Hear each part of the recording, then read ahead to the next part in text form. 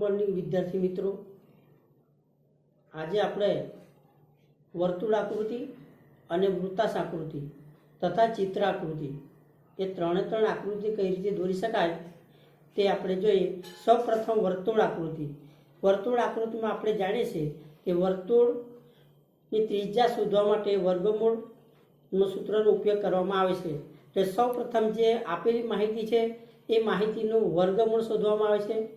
ત્યારબાદ વર્ગમૂળ શોધ્યા બાદ એની ત્રિજ્યા એટલે કઈ રીતે ગ્રાફની અંદર એની ત્રિજ્યા દોરી શકાય એના આધારે ત્રિજ્યા બરાબર વર્ગમૂળ ભાગ્યા સપ્રમાણ માપ।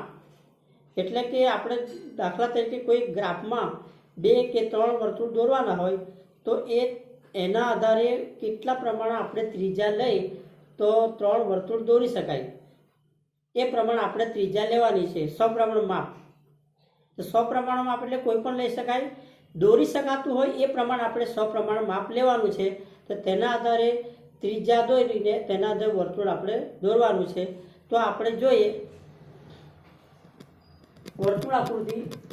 વર્ષ આપ્યો છે 2013, 2014, 2015। ઉત્પાદન 3,60,000, 4,90,000, 6,40,000। હવે સૌપ્રથમ એનો આપણે વર્ગમૂળ શોધીશું। તો વર્ગમૂળ 3,60,000 નું વર્ગમૂળ થશે 600 રૂપિયા 600, 4,90,000 નું વર્ગમૂળ થશે 700, 6,40,000 નું વર્ગમૂળ થશે 800। હવે વર્ગમૂળ શોધ્યા બાદ ત્રિજ્યા બરાબર વર્ગમૂળ ભાગ્યા સપ્રમાણ માપ। હવે સપ્રમાણ માપ એટલે આપણે જાણીએ છીએ કે તમે વર્તુળ 3 દોરવાના છે અને વર્તુળ એક જ એનું મધ્ય બિંદુ એક જ રેખા પર હોવું જોઈએ, એ રીતે વર્ગમૂળ 3 દોરવું જોઈએ। તો હવે વર્ગમૂળ ભાગ્યા સપ્રમાણ માપ એટલે સપ્રમાણ માપ અહીંયા આપણે 250 લીધા છે, એ 100 પર લઈ શકાય, 200 પર લઈ શકાય, 50 પર લઈ શકાય, બરાબર। એટલે એ પ્રમાણે ત્રિજ્યા દોરી શકાય એ પ્રમાણે સપ્રમાણ માપ લેવાનું છે, અલગ અલગ પ્રકારનું। જો તમે સપ્રમાણ માપ ઓછું લેશો તો એનું ત્રિજ્યા મોટી આવશે, એનું વર્તુળ પણ મોટું આવશે। તો ગ્રાફની અંદર સમાય કે ના સમાય એના આધારે આપણે ત્રિજ્યા લેવાની છે। તો અહીંયા સપ્રમાણ આપણે 250 લીધા છે, તો 600 ભાગ્યા 250 બરાબર 2.4, 700 ભાગ્યા 250 બરાબર 2.8, 800 ભાગ્યા 250 બરાબર 3.2।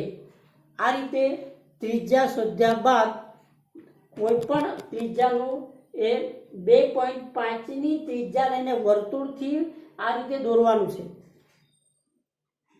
આ રીતે દોર્યા બાદ કે 2.4 ની આ ત્રિજ્યા દર્શાવે છે, બરાબર। આ 2013 નું વર્તુળ છે। ત્યારબાદ 2.8 ની ત્રિજ્યા લઈને વર્તુળ દોરવાનું છે, એ 2014 નું છે। 3.2 ની ત્રિજ્યા લઈને વર્તુળ દોરવાનું છે, એ 2015 નું છે। તો આ રીતે વર્તુળ આકૃતિ દોરી શકાય છે। હવે આપણે જોઈએ વૃત્તાશાકૃતિ। તો વૃત્તાશાકૃતિ કઈ રીતે દોરી શકાય, જુદા જુદા ભાગો પાડીને એનું વર્ગમૂળ કે વર્તુળ શોધવામાં આવે છે। તો તે આપણે જોઈએ વૃત્તાશાકૃતિમાં ખોરાક, કપડાં, ભાડું, શિક્ષણ, પરચુરણ અને કુલ ખર્ચ। એમાં કુટુંબ એનો ખર્ચ આપ્યો છે 40,000, 10,000, 25,000, 10,000, 5,000 અને ટોટલ થશે 90,000। હવે કોઈ પણ વૃત્તાશાકૃતિ દોરતી વખતે અંશનું ક્ષેત્રફળ શોધવામાં આવે છે। સૌપ્રથમ તો 360 અંશમાં એનું રૂપાંતર કરવામાં આવે છે। તો 40,000 ભાગ્યા 90,000 ગુણ્યા 360 અંશ, કારણ કે આને આપણે 360 રૂપાંતર કરવાનું છે, જે કિંમત આપી છે તે। ફરીથી 40,000 ભાગ્યા 90,000 ગુણ્યા 360 અંશ બરાબર 160 અંશ થશે। તે જ રીતે 10,000 ને પણ લઈએ, 10,000 ભાગ્યા 90,000 ગુણ્યા 360 અંશ બરાબર 40 અંશ સેલ્સિયસ થશે। એ જ રીતે 50,000 ભાગ્યા 90,000 ગુણ્યા 360 અંશ તો એ થશે 100 અંશ થશે। આ જ પ્રમાણે દરેકને આપણે કિંમત શોધવાની છે અને ટોટલ સરવાળો એનો 360 થવું જોઈએ। હવે એ જ પ્રમાણે આપણે કુટુંબીનું જોઈએ। તો કુટુંબીમાં ખોરાક આપ્યો છે 50,000, કપડાં આપ્યા છે 20,000, ભાડું આપ્યું છે 30,000, શિક્ષણ આપ્યું છે 32,000 અને પરચુરણ આપ્યો છે 8,000। એને પણ 360 અંશમાં આપણે રૂપાંતર કરવાનું છે। તો એ કઈ રીતે, તો આ રીતે કે 50,000 ભાગ્યા 1,60,000 ગુણ્યા 360 બરાબર 112.5 આવશે. એ જ પ્રમાણે 20,000 ભાગ્યા 1,60,000 ગુણ્યા 360 અંશ બરાબર 67.5 આવશે. તો આ રીતે દરેકનો અંશ શોધવામાં આવે છે. ત્યારબાદ 90,000 અને 1,60,000ની વર્ગમૂળ શોધવામાં આવે છે. અને વર્ગમૂળ શોધ્યા બાદ એના આધારે આનું વર્તુળ દોરવાનું છે.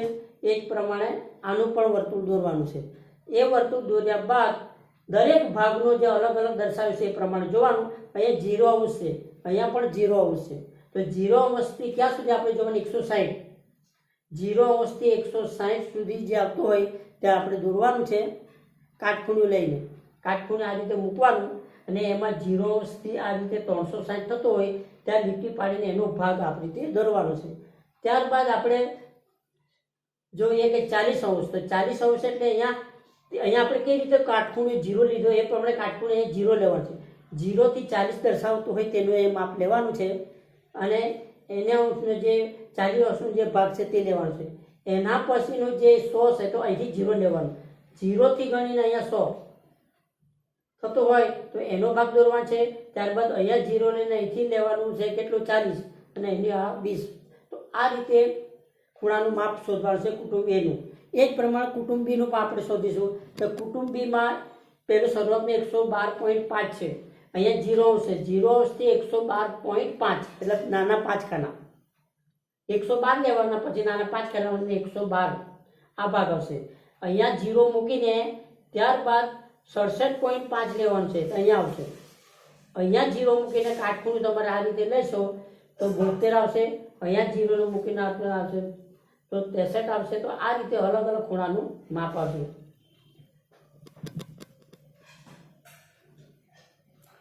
આ રીતે ખૂણાનું અલગ અલગ માપ શોધ્યા બાદ ત્યાર પછી એનો જે અલગ અલગ નિશાની આપે છે. ખોરાકની તમે આ નિશાની આપો તે નિશાની અહીંયા આપવાની છે. કપડાની નિશાની અહીંયા જે આપી તે જ નિશાની અહીંયા આપવાની છે. ભાડુંની જે નિશાની આપી તે જ આપવાની છે. ત્યારબાદ શિક્ષણનો જે નિશાની આપી છે તે જ આપવાની છે અહીંયા. અને પરચુરણ ખર્ચની જે નિશાની એ પણ આપવાની. અને સૂચિમાં તમારે દર્શાવવાનું છે કે અલગ અલગ પ્રમાણે જે નિશાની આપી છે તે. હવે વર્તુળ આપણે ચિત્ર આકૃતિ દોરવા છે. ચિત્ર આકૃતિમાં જે યોગ્ય સ્કેલ માપ લઈને ચિત્રનો એનો જે સંકેત આપ્યો હોય એ પ્રમાણે દોરવાનું છે બરાબર.